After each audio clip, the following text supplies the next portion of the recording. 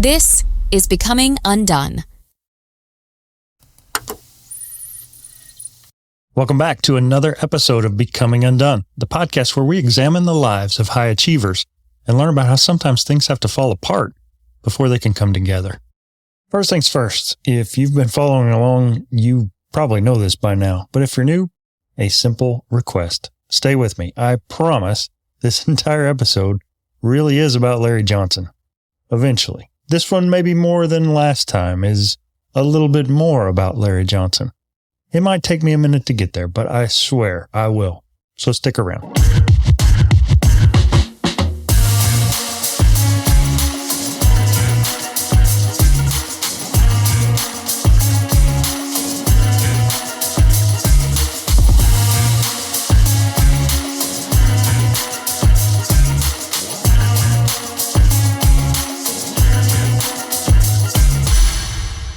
Every story needs a villain. The thing is, hero and villain are usually distinctions that are highly dependent on your point of view. Lately, I've seen an entire genre of villain backstory work, like Wicked, Maleficent, Joker, or Cruella.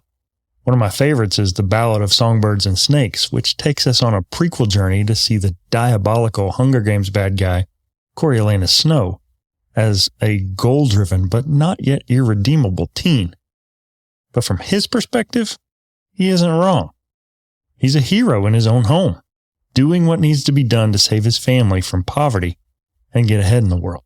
But to an objective third party, namely us, the viewers or readers, he's a sinister snake who will lie, cheat, steal, and murder in order to get his way. Or think about the Marvel Cinematic Universe. Consider Loki, Thor's adopted brother, the so-called God of Mischief, who is responsible for one of my favorite quotes ever in a movie, where he describes the reason for his deceit as a, quote, burden of glorious purpose, unquote. I love the idea that we have a job to do and a role to play. And when that is big, sometimes it can seem like a really big price to pay, like a burden. Loki seems to embrace the notion of fulfilling his purpose by any possible means. And that leads him to nearly destroy the multiverse in the process. Or think about Back to the Future.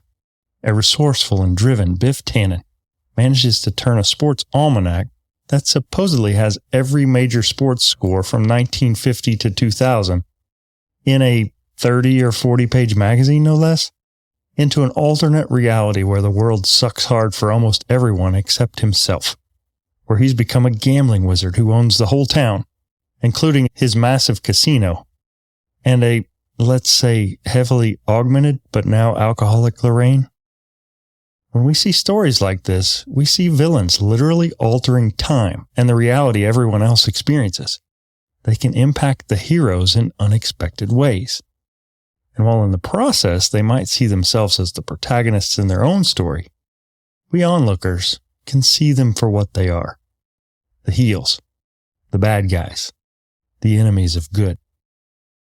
So I'm going to be brave here. I'm going to plant my flag on what I'd guess is an unexamined hill. If Loki is a key villain in the Marvel Cinematic Universe, Biff Tannen is the key bad guy in the Back to the Future Cinematic Universe, Craig James is the villain in the NCAA Cinematic Universe. That's right, I said it. Craig James. Failed bid for Texas Senate in 2012, Craig James. ESPN commentator, Craig James. Former New England Patriot and USFL Washington Federal, Craig James. SMU Pony Express and NCAA death penalty, Craig James. That guy. But I'll be honest, he was before my time. I didn't know much about that while it was happening. My first introduction to Craig James was through his son, Adam James. After my family and I moved to Lubbock 14 years ago on one of the most cataclysmic days in the history of the South Plains of West Texas, exactly one day after we got to Lubbock, we had a massive storm of the century, I'm making little air quotes with my fingers, level freezing rainstorm that quite literally froze the city down to a standstill. Everything came to a halt on the roads that were impassable. And then it felt like everything came to a figurative halt when legendary Texas Tech football coach Mike Leach was suspended. 2 days later, he was fired. And Craig James was right in the middle of it, like villains usually are. The story goes something like this. James' son Adam was a lightly recruited receiver who was given what would appear to be his only D1 offer to come play for Leach at Texas Tech. Leach is a revered figure in college football even to this day for his offensive innovation, his fantastic press conferences, and his love of oddball discussion topics like favorite Halloween candy, or his in-depth historical knowledge of pirates, leading to his nickname as simply the Pirate. James was a source of lots of problems almost from the jump, and ultimately one situation in particular led to Leach being fired for cause on December 30th, 2009, just days before the Red Raiders' Alamo Bowl matchup against Michigan State. According to a 2009 Bleacher Report article that dropped just days after the initial story broke, a number of prominent Texas Tech coaches and teammates came forward in defense of Coach Leach. More than a dozen accounts provided firsthand info about James being an entitled, spoiled brat that clearly thought his status as Craig James' kid made him above the law. Now keep in mind, these are not my words. These are quotes I've found straight out of the internet, multiple sources. Legendary Tech quarterback Graham Harrell tells the tale of how James, as a freshman, before he'd even joined the football team, briefly played baseball for the Red Raiders. I'll give it to you in Harrell's words. Quote, after a baseball game in which he felt like he did not get enough playing time, but the team still won 20-1, he came into the locker room after the game and, quote, pouted and threw a big fit, unquote, according to another player on the baseball team. A few weeks later, in the middle of the season, he just stopped showing up to practices or games and quit because he wasn't happy with how he was being treated, unquote. His toxic attitude and poor work ethic seemed to be no better on the football team, where now USC head coach Lincoln Riley, then an inside receivers coach on Leach's staff, provided a scathing message about James in support of Leach. Riley says, he should be grateful for the opportunity that was given to him here that was not offered at any other Division I football program.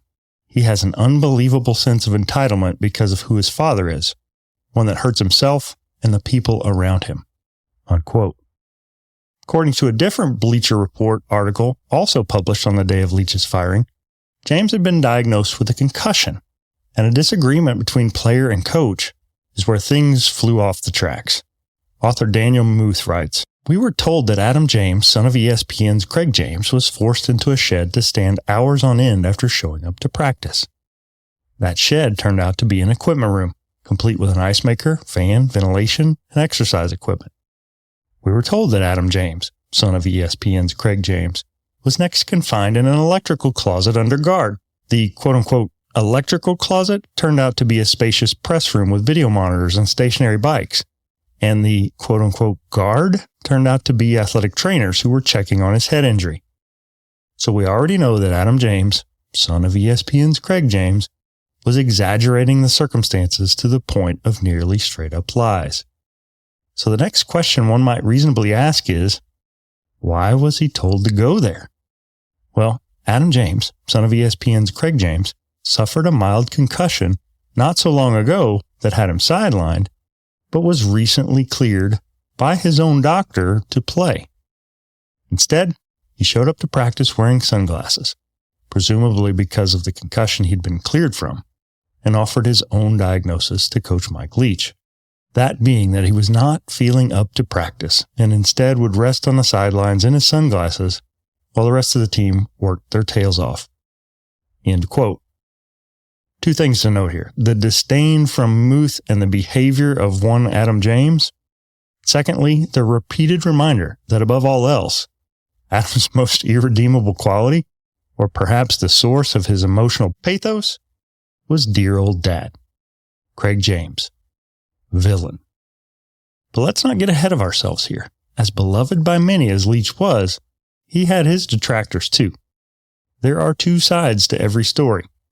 An ESPN piece that was published on December 30th, 2009 had quotes from several Texas Tech players on the roster then who supported the move. Defensive lineman Chris Perry went on record saying, quote, I have no complaints about this decision.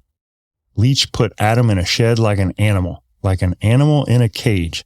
That was bull. You call other players. I think it was a good decision." End quote. James insisted he was locked in a shed, and in a YouTube video that he shared for his social media followers, presumably also his dad, the deplorable conditions to which Coach Leach had sentenced him were available to be seen. Well, the video does not appear to still be posted on James' social media. The internet is undefeated, and it lives on in perpetuity. Its description also lives on in an SB Nation article released on the day of the firing. I'll remind you to consider the fact that it was posted by Adam, which means most likely these are his words in the description. Quote, "This video was taken by Adam James, a player on the Texas Tech Red Raider football team on Saturday, December 19th, after being confined by Coach Mike Leach in an electrical closet off the press room at Jones AT&T Stadium. James was suffering from a concussion received during an earlier scrimmage game. James was ordered to stand in the darkness until released several hours later. James momentarily turned on a light to record his surroundings with his cell phone." End quote. Okay. The optics here are bad. But are they as bad as they were portrayed? Most likely not. Or maybe they were. Who knows? It wasn't necessarily the act of sentencing a player to a darkroom that cost Leach's job. Instead, it was Leach's staunch refusal to apologize or otherwise make so much as an attempt at reconciliation that probably ultimately led university officials to relieve him of duty. Officially, Leach was fired for cause as a result of insubordination. Former guest on this show in episode 84, Kent Hance, was Tech Chancellor at the time. And Hance went on record as saying, quote, "I like him and I wanted him to be my coach, but insubordination and this type of activity just cannot be permitted." End quote. The insubordination in question came when Leach refused to comply with Hance's orders to make the situation go away. As reported in the 2013 book, The System, Glory and Scandal in Big Time College Football, authors Jeff Benedict and Armin Katayan reported that Hance's orders were threefold. First, pay a fine up to $60,000. 2, apologize to the James family personally. And 3, sign a statement saying he would never punish a player under a doctor's care. At the center of the three-pronged order was an insistence from Hance for Leach to apologize to the James family, personally, directly. As information would later support, Hance was being leaned on heavily by, you guessed it, Craig James, villain. Now, I won't eat James's lunch for this one. I'm a dad. If I feel like my kids are getting mistreated, I will run to their rescue. Less so now that they're older, but still, admittedly, those fatherly instincts are hard to suppress. Papa Craig had already contacted Hance directly, and in an email he wrote, quote, "Mike Leach's actions with Adam were inhumane and dangerous, designed to inflict punishment and create great mental anguish. Action must be taken to not only ensure the safety of Adam, but to protect his teammates from this and other forms of abuse Coach Leach inflicts on his players. Kent, I ask you and the board members this. Have each of you seen the shed and electrical closet Adam was confined to? I'd recommend each of you visit the places. Walk in them. Turn the lights off. Now, imagine standing there for 3 hours in the cold without being allowed to sit down or lean against the wall. This story will become public at some point, and you can count on the fact that some television cameras will show this picture." End quote. Now, 2 things to point out here. First, the cojones Craig has in writing an email to the chancellor of a 40,000 plus student flagship university where he nonchalantly calls him by first name. And secondly, the thinly veiled threat to do as he says or face the wrath. But Leach didn't do what he said. He also didn't do what Hance said. And he did face that wrath. Leach flatly refused to comply with any of the 3 demands, insisting he did nothing wrong. You know, you gotta respect that stance too. Keep your job by saying sorry or be fired. Leach chose silence. In a three-way standoff between James, Leach, and Hans. I'm picturing the meme with the three Spider-Men with their finger guns pointed at one another. These are some very large personalities with no shortage of confidence and with perceptions of power. In this circumstance, Leach lost. He left Lubbock. I had been in town all of a week when this crisis exploded. First, there was an unheard-of storm of the century, freezing rain event the day after we rolled into town. 2 days after that, one of the most famous and beloved Texas Tech coaches of all time was fired. All hell was breaking loose on the South Plains. And while I won't go so far as to blame Craig James for the weather, most of Lubbock had no problems blaming him and his equally dastardly son for the firing. Villains, I say. What has followed in Lubbock has been 14 years of mostly football misery. Tommy Tuberville came to town with big talk and absolutely no action to back it up. After underperforming and beginning to feel the heat in Lubbock, he took a job at Cincinnati, at the time, a lateral move at best, less than 3 years after the Leach ordeal, where Tuberville famously abandoned recruits at a recruiting dinner at a local steakhouse without so much as saying goodbye. He just left. His 20-17 record is misleading. It included a bunch of lower division schedule padding. His 9-17 mark in Big 12 play tells the real story. In my first few years in Lubbock, I don't recall Tech winning many games after October under Tuberville. Then came the Cliff Kingsbury era. Holy cow, what a ride. In 6 seasons as head coach, Kingsbury compiled an equally unimpressive 35-40 overall record, while having one of arguably the greatest quarterbacks to ever play college football on the roster for 3 years in Pat Mahomes. Oh yeah, and never mind the fact that Kingsbury also had Baker Mayfield on the roster too, who transferred to Oklahoma and won the Heisman. Offensively under Kingsbury, Tech was incredible. Defensively under Kingsbury, Tech was also incredible, but not in a good way.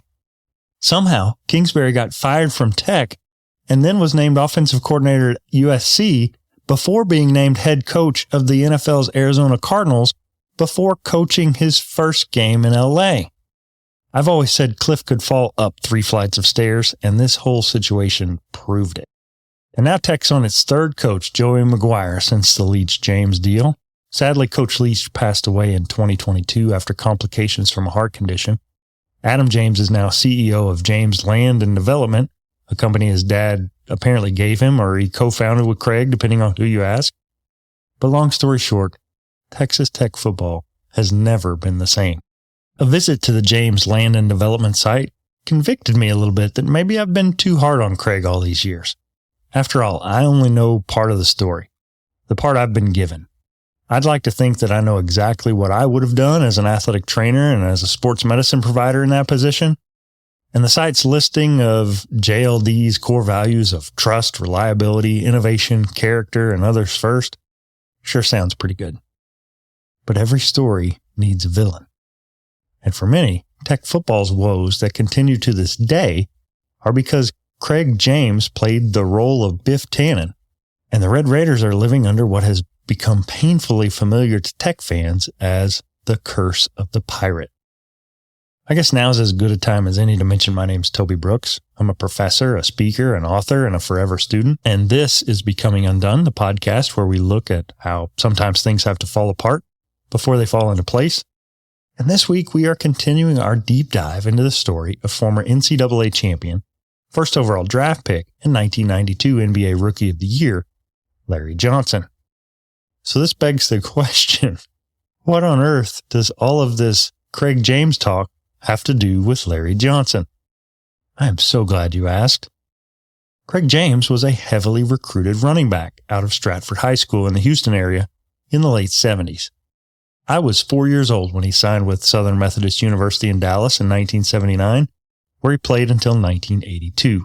While I was probably sliding in my sock feet on my parents' linoleum floor, Craig was racking up yards and winning all conference awards for the Mustangs in the old Southwest Conference. SMU, along with many or even most of the other Southwest Conference schools, had come under scrutiny for shady recruiting practices and a reckless abandon for NCAA rules. However, it was the speed and the magnitude of SMU's change of fate that raised alarm bells on their way to unprecedented success on the football field. While James was a heavily recruited running back, fellow classmate and signee Eric Dickerson was the Parade magazine running back of the year in 1979. When both of them signed along with a number of other blue-chip recruits, suspicions began circulating that SMU boosters were paying players and offering big incentives to family members like cars, houses, and cash in exchange for signings. The subject of an incredibly well-done ESPN 30 for 30 documentary titled The Pony Excess, SMU's prolific rise was orchestrated by head coach Ron Meyer in 1975. Compared to most other D1 football programs, SMU was private and tiny, with only around 9,000 students. The Mustangs had been mediocre in football for decades. In 1979, when Dickerson and James arrived on campus, the school had 21 losing seasons out of their last 30, including the last 4 in a row. Yet somehow that same program managed to land some of the most heralded recruits in the nation? ? Dickerson has admitted it. He received a brand new gold Pontiac Trans Am and stated he would typically receive cash payments of around $1,000 a month, which adjusted for inflation would be around $4,600 today. In our modern NIL era, that seems like nothing, but when the rules were clear that college athletes were not to be paid, putting someone like Dickerson on the modern equivalent of a $50,000 a year salary was clearly not in line with the rules. On the other hand, James has historically denied any kind of wrongdoing. However, in 2012, he admitted to having received what he called an, quote, insignificant amount, unquote, of improper gifts while playing at SMU. Sure. He has always denied that improper financial inducements had anything to do with his decision to attend SMU, citing instead his relationship with his girlfriend and eventual wife, Marilyn, who was already a freshman there, as his primary motivation. However, in light of all the other evidence swirling around the SMU program, that explanation seems, let's just say, potentially incomplete. Whether James was involved or not, all that cheating that has been admitted from within and around the SMU program in the early 1980s resulted in an immediate change of fortune. According to a 2022 article published in The Atlantic, SMU finished in the top 12 in 4 consecutive seasons from 81 to 84 with a combined record of 41-5-1. Though they fell short in the polls, SMU claimed shared national titles in 81 and 82. But those kind of payments to players led to the NCAA's death penalty in 1987, the harshest punishment ever delivered to a college football program, where it was shut down, setting the team back for decades. So SMU's program goes from inconsequential also-ran for 30 or 40 years to a major player in the hunt for national titles overnight. Blue-chip recruits sign and lead the team to unprecedented success. The NCAA cracks down and things continue to get worse until ultimately there is no other choice. Shut it down completely. Kill the SMU football program. To date, it is the only time in history that the NCAA has completely shuttered a sports team. Coaches are fired. Players are forced to transfer or play elsewhere or finish their degrees at SMU as non-players. There's no longer a football team to play for. Administration that had either been ignorant, indifferent, complicit, or some combination thereof in this scandal were also fired.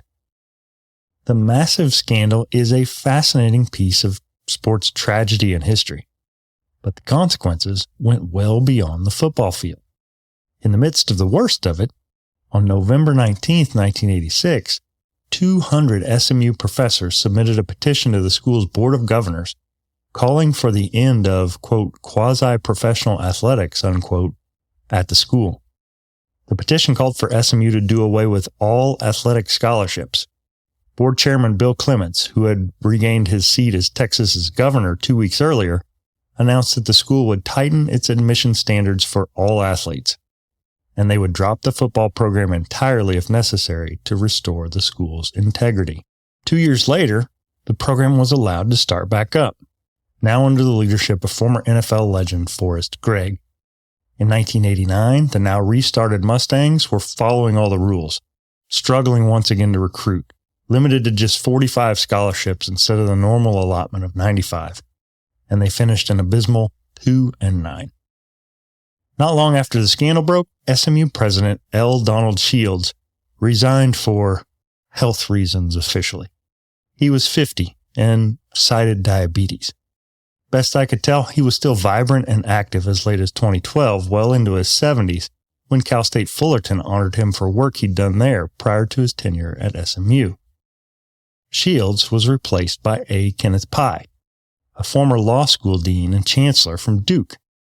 According to reports, the university he inherited at the time was in total disarray in the wake of the football scandal, and was struggling with a budget deficit and a national reputation for mediocre academics.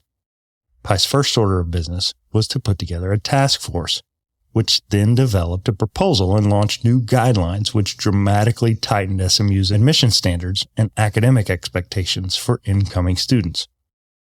But Toby, again, what does any of this have to do with Larry Johnson? About that same time, Dallas Skyline Senior, high school basketball player of the year, McDonald's All-American, Larry Johnson, had already committed to stay in town and play for Coach Dave Bliss at SMU. Now, if you aren't familiar with some of the stuff Bliss has been caught up in, you might want to Google it, or you maybe not. Either way, Johnson signed, but was an academic non-qualifier. NCAA rules at the time said a player needed at least 700 on the SAT in order to play D1 basketball. Score less than that, and you had 3 options. First, retake the test and score better than 700. 2, go to a junior college for at least 1 year before transferring to a larger school. Or 3, sit out entirely. Larry chose option 1. Complicating matters, though, was that when Larry retook the test, he got above a 700 the second time, meaning he would be eligible to play. However, the score was called into question. The big jump between the first and second attempts had resulted in it being flagged, and the new sheriff in town, President Pye, shipped in from Duke Law School to put SMU back on solid academic footing, decided he was going to refuse to accept the new score. He opted personally to deny Larry admission. According to reports at the time, his admission had been delayed by the university because of an unusually large increase in his SAT score when he took the admissions test a second time. Johnson's second SAT score was canceled by ETS, the service which administers the test. ETS officials asked Johnson to take a polygraph and take the test again, but he refused.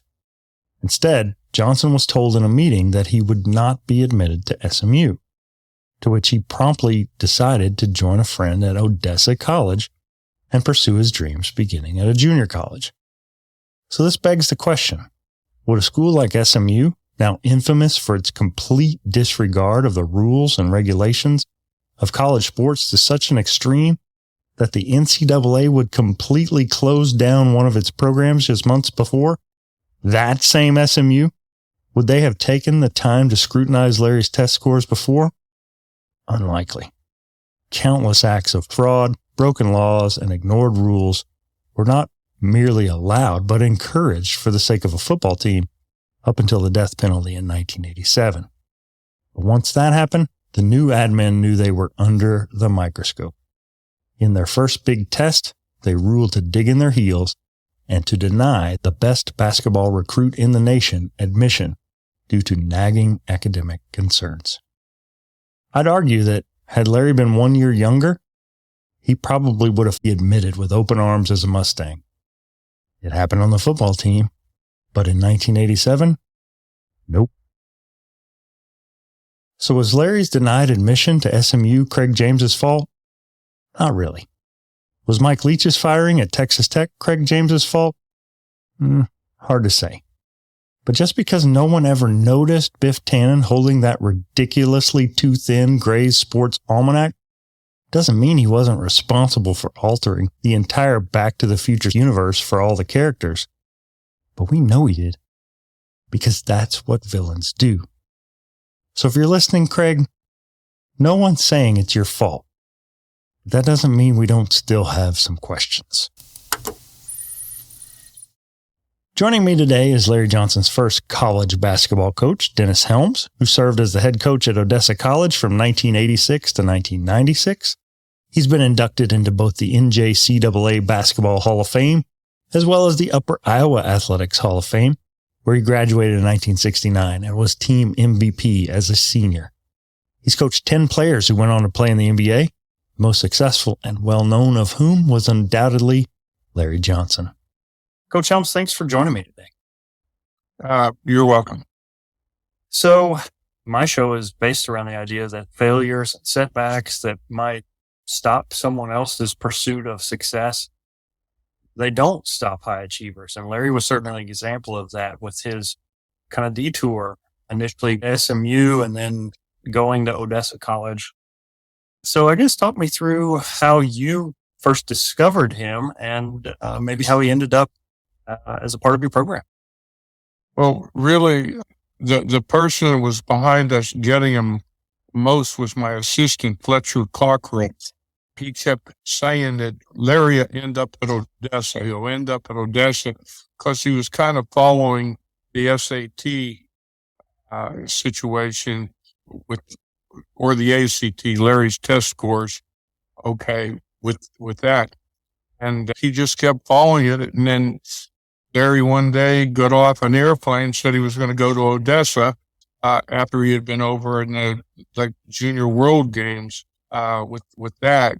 But then it became kind of a recruiting process that Fletcher was in Dallas for 11 straight days, and then I joined him, the last 9 days until Larry finally ended up committing to go to Odessa. That's great. I know you all had success before and after and during, and so he was a big part of that. When he was initially committing to SMU, were you involved in that process, or was it primarily your assistant who was still kind of beating down those doors? When he committed to SMU, it was all SMU. There was never any cloud over the situation. The cloud came after when it came as far as with the test score. Mm-hmm. So he arrives on your campus, McDonald's All-American at Odessa College. Did you see that there was a culture shock or a transition period there where he was adjusting to life in Odessa? No, not any different than anyone else.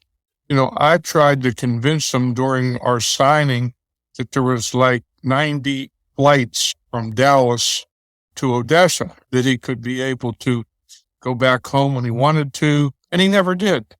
Once he got there, it was very seldom that he went home. He may as well have been on the end of the world instead of as close as Dallas, because he kind of just hung around campus.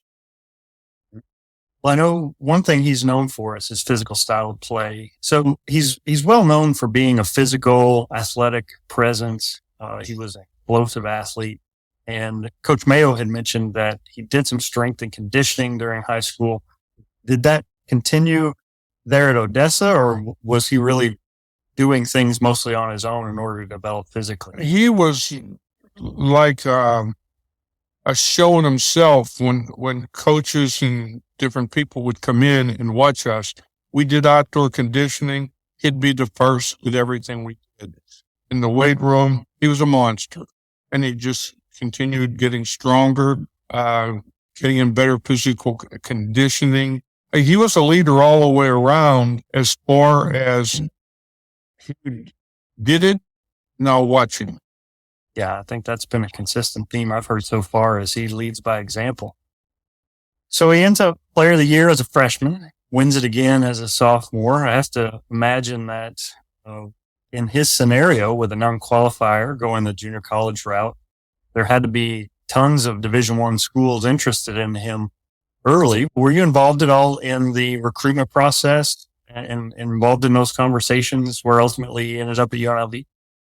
Oh, I was involved to some degree. I mean, Larry gave me, how would you put it? The satisfaction, okay, to hear what I would say or whatever. But the bigger part of the recruiting process took place in Dallas during the summer between his freshman and sophomore year. When he come back after the summer, he told me, Coach, I want to go to UNLV. I said, are you sure of this? And he said, yes.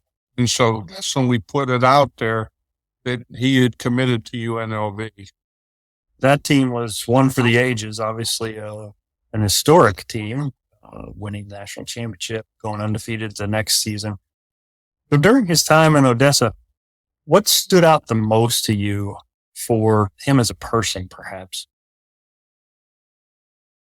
You never had to worry about him getting in trouble or anything like that. I mean, he took care of business. We had a great reading department. The reading teachers here were really good. And that was a weakness with him because on the Nelson Denny test, he tested out at 7th grade reading level when he came. And, you know, I pushed the issue because I made him read a book when we got on a van to go take a trip first hour. And then the rest was between Larry and the reading teachers. And it's phenomenal to go from a 7th grade reading level to a 12th grade reading level in 1 year. So you were kind enough before the interview to send me a graphic that showed that he was so thankful for you putting in that extra effort and helping him academically that he put you on staff, as it were, as a tutor. So talk me through that process and what that meant to you. Well, I was asked by Larry, George Bass, what did I want? Well, I knew for us, the difficult thing was helping our players graduate because, okay, once the tests come in, other schools around the country use that against Texas schools in recruiting. And they even went as far as showing what the math part of the test would be to potential recruits. So some schools in other states had found task tester somehow with that and to scare the kids from doing this. And if you look during that period of time, Texas schools thought winning national championships, okay, and it fell down to the fact of getting players because of dealing with that. So I knew that was what was one of our needs.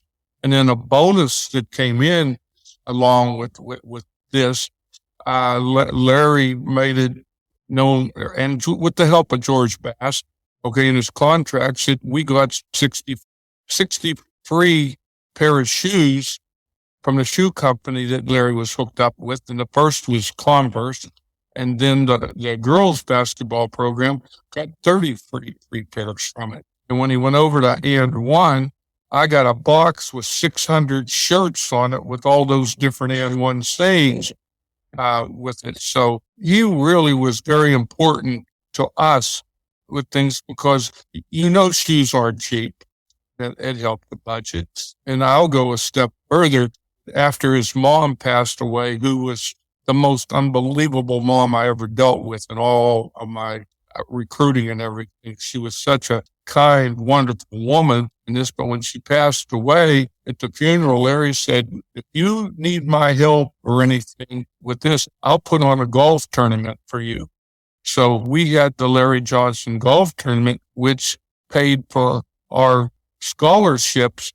Well, it paid our summer scholarships because it was almost impossible for non-qualifiers to graduate if you didn't use the summer, okay, for them to get hours to be able to get it done. And sure enough, we had the Larry Johnson golf tournament, and it went from all varieties, you know, of people, from Nolan Richardson, there's Spud Webb, Charles Haley, even though he didn't golf, okay, was out there for the Larry Johnson golf tournament. Even had a former Miss Texas, as part of it out there.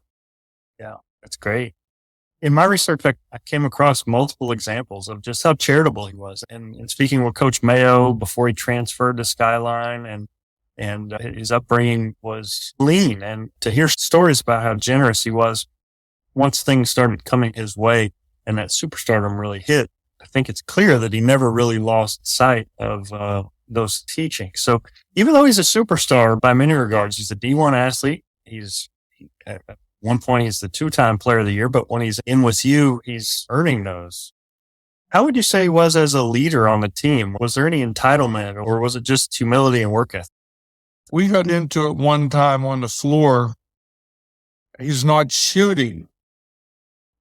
Okay. And I'm hammering at him from the sideline, okay, of doing it. And he yells to me, I'm trying to make my teammates happy. And I'm screaming back to him, make me happy. And like so many things can get political. I can remember when he was a freshman, when we had the region meeting, they actually brought some people up in the Northern League to run against him for that All-American, vote with that. And the coach at Ranger goes, let's forget this. This is ridiculous. Okay, it's Larry Johnson. And that ended that whole scenario with that. But if you talk about a travesty, could you imagine him not being the player of the year out of our region, which that would keep you probably from being first team All-American? Yeah, absolutely. So there's been a lot said about this detour, and all of us have this, where things don't necessarily go as we had scripted them, and you can either pout about it or you can make the best of it. How do you think Larry's career and his life were changed because of going to Odessa as opposed to SMU? Well, Marcus Liberty was considered the number one player in the country on more polls than Larry coming out of high school. And Marcus Liberty went to Illinois and sat out. And I used to rub this at Larry, okay, that there's more people are saying that Marcus Liberty is the best player in the country, and you're not. And he'd just smile. But I think it meant something to him. I think with his ego, that was important. By the end of his freshman year, he was considered the number one freshman in the whole country with that. So he certainly took that on. The assistant athletic director at Fort Worth ISD, Troy Bell, who ended up playing at Creighton. Every night after practice, Troy wanted to play one-on-one with him. And Troy's 6'7". Troy, to play at Creighton, you got to be a pretty good player. So Larry goes, I don't want to play. And this and that. He goes, oh, come on, Larry. Come on. And they'd play one-on-one. And Troy would work his rear end. But when Larry won, Larry would just use his physical body. He was so good at looking like he wasn't doing anything, but he could keep that ball away from you with the strength that he had, okay, to be able to do it. But if they played 100 one-on-one games, if I told you that might be minimal to how many they played. And it helped in Larry's development with the team, to put that extra time in as far as with that. Sure. Well, no question. There's plenty of talent in the junior college ranks, and back then even probably more so because of the way the academic standards were written. No question. In your experience, seeing him as an 18 or a 19-year-old, did you have a vision for the superstar he would become, or was he still kind of a work in progress? I ended up having 10 players who did play in the NBA when it was all said and done. He was the only ready-made player of that group. Okay. They were ranked top 300 or whatever. None of the other 9 were. And even though 2 of them were, one was drafted 7th and one was drafted 25th in the first round, they weren't. But Larry, it was unbelievable. When I saw him before his senior year, I did not think his shot looked very good.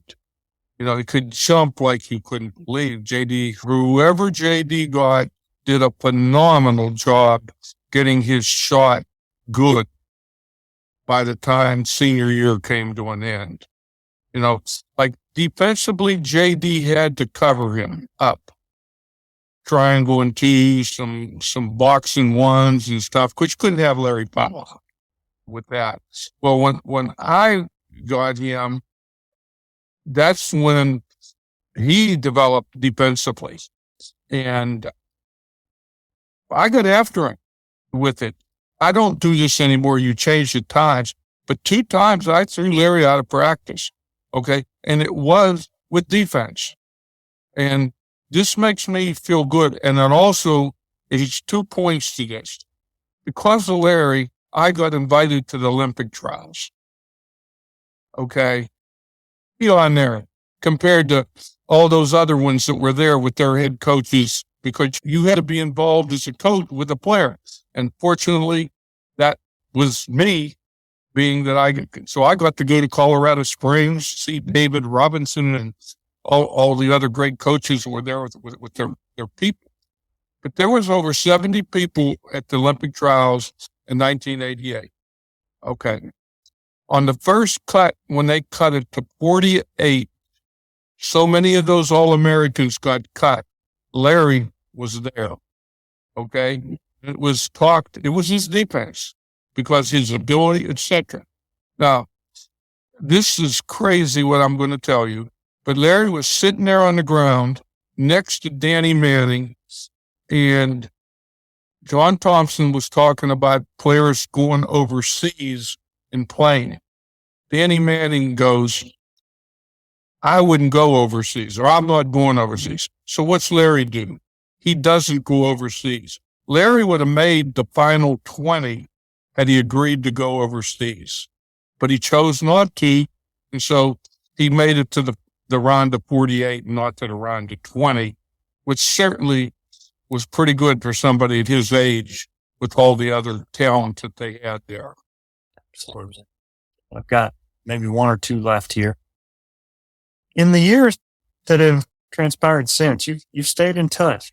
What stands out the most to you about Larry Johnson, the man? You had him as a player. He's grown. He became a superstar. He's gone on to do all these other things. He's now an ambassador with the Knicks. As a person, what stands out the most to you? How concerned he was when he found out that I had prostate cancer. Okay, calling me. Okay. And he was satisfied when I told him I was going to be alive with that. That really did. And when you say the man, okay, he put the time in to come out there for the golf tournament. He was still playing then when this happened. One year, I guess it was around 1996, we had the Larry Johnson basketball camp with that. And we had 256 kids there. I mean, that's a phenomenal deal. And the guy that ran the sports center, Wayne Turley, said, so many people want to go see him at this camp. So they charged $1 to come and sit in the stands. They made $600, okay, with people doing it. And then we had a deal later on of honoring him. And I can't remember the exact time frame. It was all the way across the campus in lines that people were coming in. People were going home getting posters, coming out there, getting things just for Larry to be able to sign with that. And like I say, it was just phenomenal. Okay, the crowds that he could draw. And when we got Larry, it was all Midland. Okay, and Larry changed that whole thing. Yeah, certainly for those not familiar with the area, the workmanlike mentality in Odessa, just the blue collar, the tough, the gritty. I think that matches his personality, but he always did it with a smile. And he always had that, at least the persona that I saw from afar was, this is a guy that's all in and he'll do the hard things on the floor, but he's also an ambassador for the game. And he's one that would take time with kids and do those extra things. So Coach, I really appreciate your time. And I had something else too? Yeah, please do. And you may have this from all the other things. Hereditarily, he got this from his mom of a back problem. When I got Larry, every TV station came in town. The three of them all came. They wanted to do films. They wanted to do this and that. And this might be hard to describe to this, but our back gym had a track, a 400-yard track with a quarter-mile track up there. And around the track, so you didn't fall off into the gym, there was a carpeted thing on that. So on the side up there, you had that carpet. So Kurt Kaiser at Channel 7, the sports director, wanted to do some ball handling. So Larry underhanded the ball. So he would be out by the left baseline. He underhanded the ball up off that carpet, and it flew over the top of the backboard, and he went in and dunked it. Okay, so Kurt Kaiser goes, "Can you do anything else?" So not everyone was perfect because he would stop if the throw wasn't right. But he only attempted three things. So second one, he throws it off, and he dunks it two-handed backwards. So Kurt says, "Can you do anything else?" Third one, throws it off there, 360s it off that carpet over the backboard, catches it, and 360s it with that. All right, so I go see him play in Charlotte, and they're playing San Antonio his first year. And I really thought he played well. And so, coach, I didn't play that well, this and that. And he said, "You need to stay." And we play Cleveland. And they had Doherty and Nance who could jump. He said, "They bother my shots, the way they jump." So he's telling me, when I get it, I'm risking winning. I'm going to go dunk on them. Okay. And I'm thinking, well, I coached but them and this and that. So anyway, I witnessed this, and this is what he ended up doing, and also on that trip when I'm at his house, he showed me a pop machine that he had there.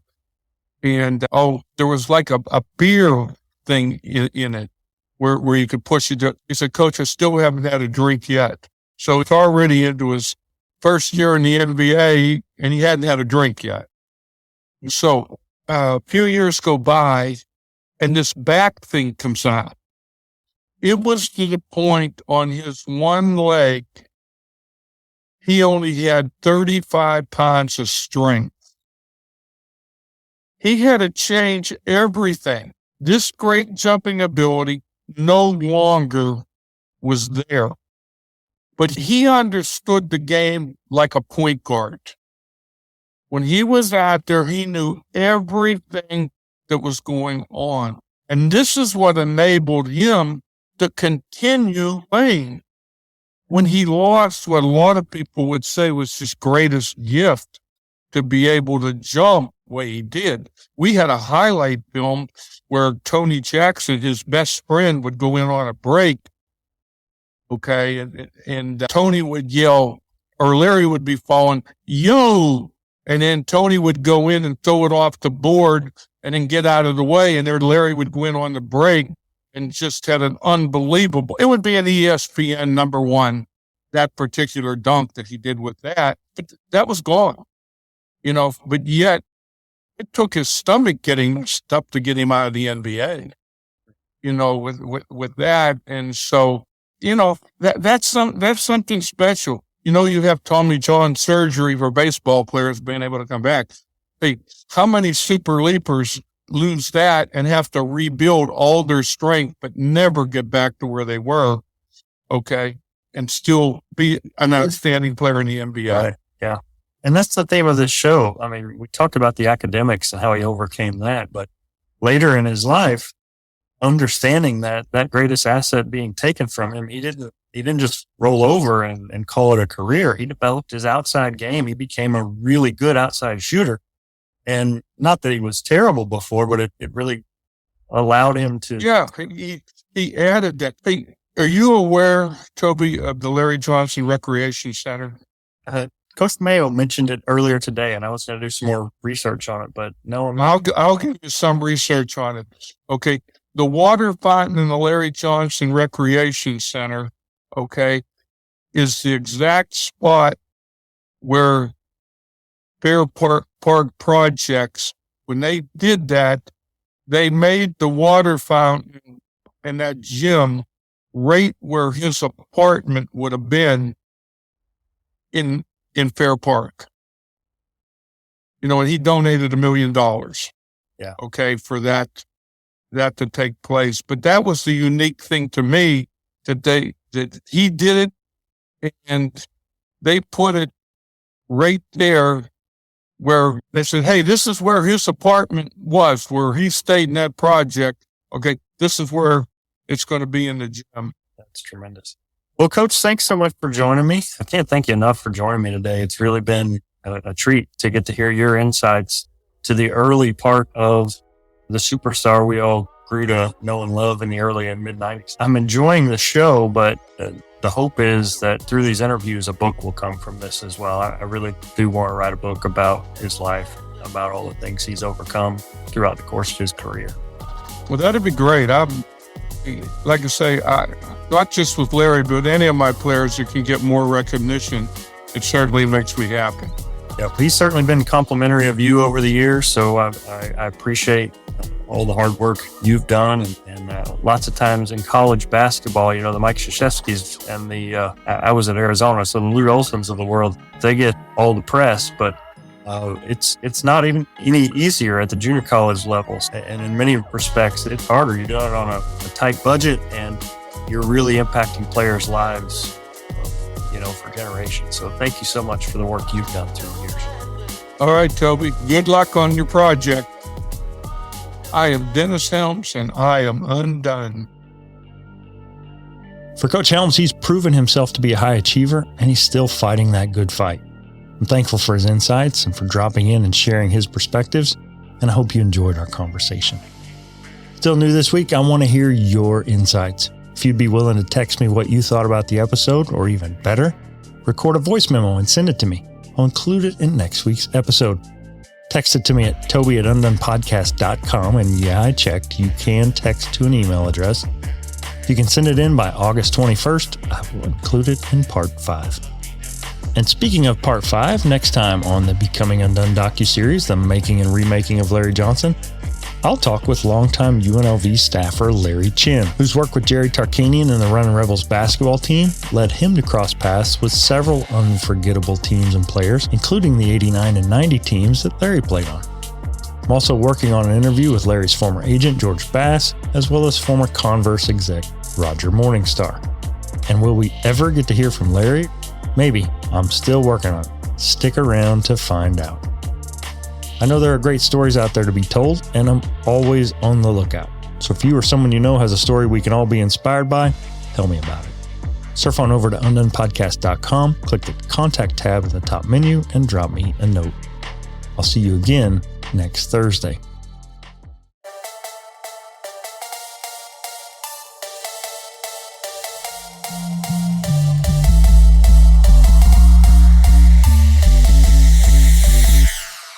Becoming Undone is a Nitro Hype creative production written and produced by me, Toby Brooks. Tell a friend about the show and follow along on Facebook, Instagram, and LinkedIn at Becoming Undone Pod.